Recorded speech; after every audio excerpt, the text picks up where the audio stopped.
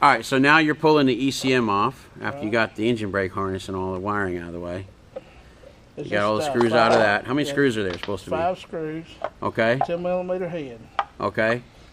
Just and you can take that ECM off without actually taking anything else off the engine off, pretty much. It's just, the wiring gets in your way a little bit, but it will come out. It'll slide out. So. But this is not a Frisbee. It's not a Frisbee. Don't throw it around. It will tend to break stuff inside if it gets bumped around. Oh, yeah. Okay, so now we need to take the ECM cooling plate, right? Yeah, we'll put these screws back in here. Oh, that's a good idea. I'll lay that over there on our part shelf. These are the little screws I was talking about earlier.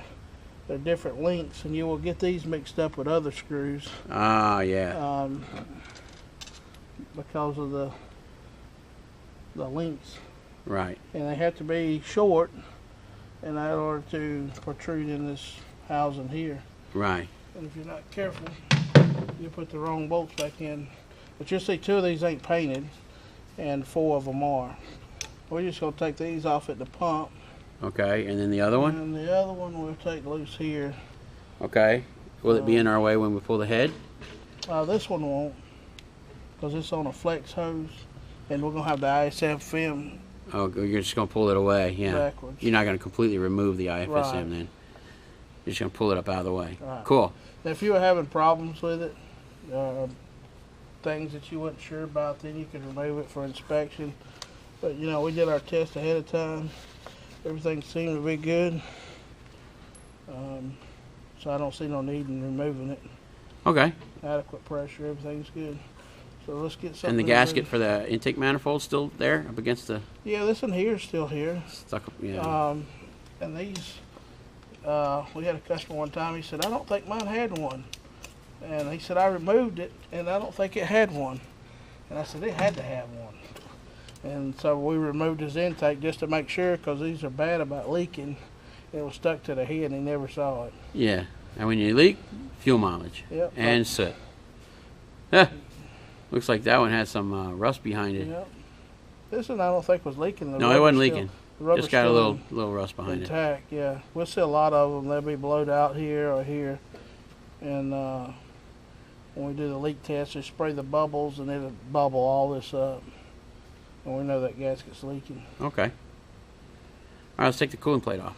I gotta take these lines here loose.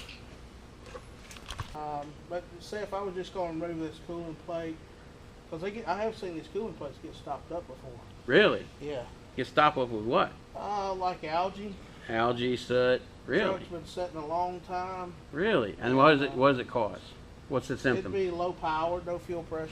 Low fuel pressure? You see it in the Check engine dash? light will be on for low fuel pressure. Cool. I didn't know that. Yeah. And See, I keep all my stuff clean, so. yeah. I use a 10 micron That's filter. what you was talking about. I never knew that running the tanks empty like that created the moisture, and that's what feeds the algae. Right. Every time you run your truck down the road and your tanks are really low all the time, every time your windshield fogs up, the inside of your fuel tank fogs up. People don't think about that. See, And then moisture just builds up in the tank and creates algae issues and everything else, like you're talking about. These guys that run with low fuel tanks all the time and are cheap on fuel and don't want to put fuel in their tanks are taking high risk of having algae issues. Okay, so I was going to remove that one. We still got a little bit of fuel there. So I want to get something under here. Let's get a pan under it, yep. We put our pan under here to catch this fuel that's running out.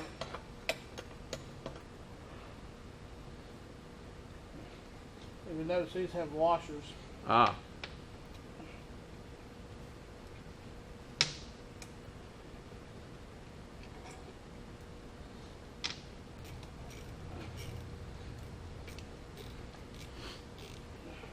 Let's make a baggie for all the cooling plate bolts.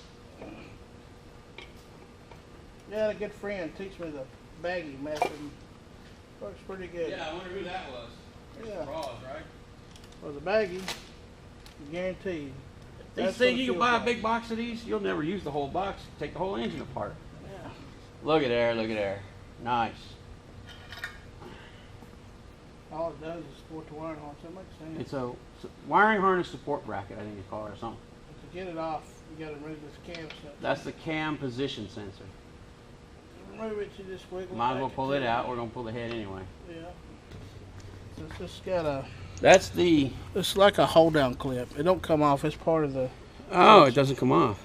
But what I always do is that is the cam position sensor, the injector cam position sensor, as opposed to the crank position sensor, which is underneath back behind the crankshaft damper. So that's the crank position sensor. This is the cam position sensor, and we'll get a good close-up shot of that. This is the sensor that will fault out when the camshaft slips. Right, and the plug above it is the engine brake harness. But to remove this, just kind of rock it back. Take your screwdriver or something, just kind of set it up and down. Oh, you're gonna put a twisting motion in it. Twist it and just pull. And is there a depth setting for that sensor or not? It's preset. No, it's preset. So it's preset. So you're just kind of twisting it around in the housing there. It's got an O-ring. It's kind of tight. It's got a, yeah, that one's never been out, so you know, a million miles of O-ring degradation. There it goes. Wow, that's a nice fat sensor. Like me, like my gut. Cool. So there we go. Guess we can do. Okay, and then this plate here is a cover plate for the intake. Yeah, this plate here, and it's also a gasket. That it's a gasket too, yeah. That often is overlooked for our air leaks. Yeah. And they say, why you say that? Look at there. Yep, that's the second intake port for the head. And so sometime it'll... Which is not used on the ISX 871. Sometime it'll bleed off right in there. And you'll get an air leak there. And you'll get a lot of fuel mileage loss. It's often overlooked. All right, now we have the ECM cooling plate off, the ECM plate off, the ECM, the crankcase filter off. We got some of the wiring pulled back, got the intake manifold off. And we already noted that we have some leakage on the intake valve. Valve stems are starting to leak. The valve stems are heavily worn. You can see there's oil, fresh oil here and fresh oil here on this valve stem. That's one way you can see if your head's starting to get worn out, is by looking at the intake valve stems and how much oil and stuff is on them. All right, now you're just taking off engine wiring harness bracket. Mm-hmm. All right, we're pulling this little electrical harness support bracket off right here. This little metal bracket. There's two screws here. And there's two screws here. Which one's the short one and long one? Let's show that, so in case somebody's watching the video for reference. Okay. The real short screw goes where? Right here. Down the bottom right corner. Okay. And the regular longer screws go up here in this top left corner. There's something else I wanted to talk about. I mean, I know I'm wasting a lot of breath, and you know we're doing a lot of talking here. You see this joint right here, this corner right here. A lot of times when the engine gets old, you'll see that this joint right here starts leaking oil, and it'll leak down through here, it'll leak down here and down behind the air compressor, and all this area back in here in the block, all the way down below the block, all the way down to the engine. It'll leak oil. This point right here leaks oil. I've only ever seen two reasons why these things leak oil right here, okay? That's behind here is the injector cam gasket and retainer plate, etc., inside the gear cover. This gear cover is not sealed to the block. There's actually a gap here. So what happens is there's two reasons why this thing will leak. One is if you're in a farm environment, if you're off-road and you're doing a lot of off-roading, and a lot of dirt packs and gets up in here and causes expansion. And it will actually put pressure on this. It'll actually be worse on the passenger side from right here. But it'll actually put pressure on all this up in here, and it'll cause this to leak. That's information I got from people who do drive these ISXs off-road a lot. But I've never seen it on a highway truck like that, okay? Personally, I've never seen it do it that way. Every time I've ever seen one leak, and this is the second reason, which is usually more common, is when the head gets old, the injector cam and the bearings start getting really loose in here. They start showing copper and everything, you know, the injector cam up in there. And the injector cam starts to vibrate and it starts to shift around. And what it does is it causes this gasket, the retaining plate and the gasket and everything to leak. So almost every time I can tell you, you know, somebody said, oh, I got a huge oil leak right in the front of my head, right behind the gear cover. It's running down the driver's side behind the air compressor. Almost every time I can just predictably tell them, hey, you know what? Your head's shot. Your head's gone and all your bearings are showing copper really bad and you're getting ready to spin a bearing or you've already spun a head bearing. And when it's pouring oil really bad, you know, you was losing what? What was that guy losing? A gallon? Oh, yeah. Gallon every couple of days or what? No, it was 2 or 3 gallons a day. Oh, 2 or 3 gallons a day it was coming out of here so bad.